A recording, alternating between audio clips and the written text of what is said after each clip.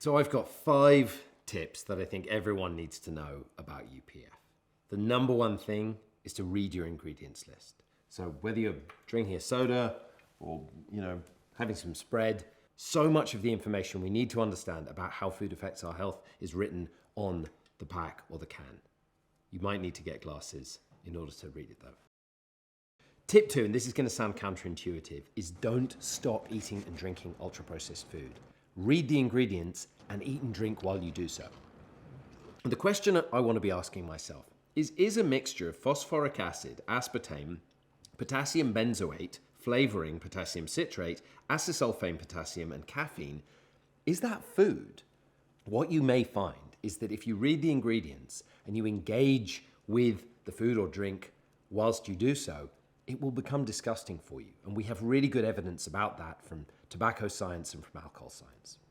Tip number 3, do not think that you can escape the harms of ultra-processed food by switching to the diet or the low-fat options. The problem is that all the science says when we take the fat out of these products, when we take the sugar out of the sodas, it doesn't seem to affect how they harm us.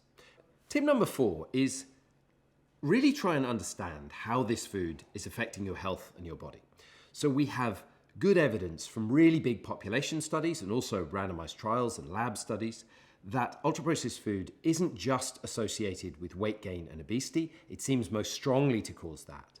But it's also independently linked to all kinds of cancer, but particularly bowel cancer and breast cancer, linked to inflammatory disease like Crohn's disease, linked to metabolic disease like type 2 diabetes, it's linked to dementia, it's linked to anxiety, depression, and it's linked to early death from all causes, as well as lots of other problems. For the most part, the additives are just a sign that the food is ultra-processed and it will be harmful in lots of ways. They're a proxy. But there are some additives that we know do have specific harms. So we know that the non-nutritive sweeteners do have effects on the bugs in the gut, the microbiome, and they do have effects on your metabolism that we think are harmful. Getting rid of ultra-processed food from your diet is hard because real food is expensive and it takes time to make.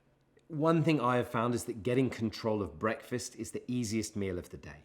So getting a grip of breakfast is a great way of beginning your day without ultra-processed food. Tip number 5 is that when we talk about food, we shame people. We shame others and we shame ourselves. And the thing that it's most important for everyone to remember is that if you are, as an individual, struggling to stop eating this food, or if you see people around you struggling, remember, it is not you, it is the food. There are teams of geniuses employed by some of the biggest companies on earth designing food that is irresistible and incredibly hard to stop eating.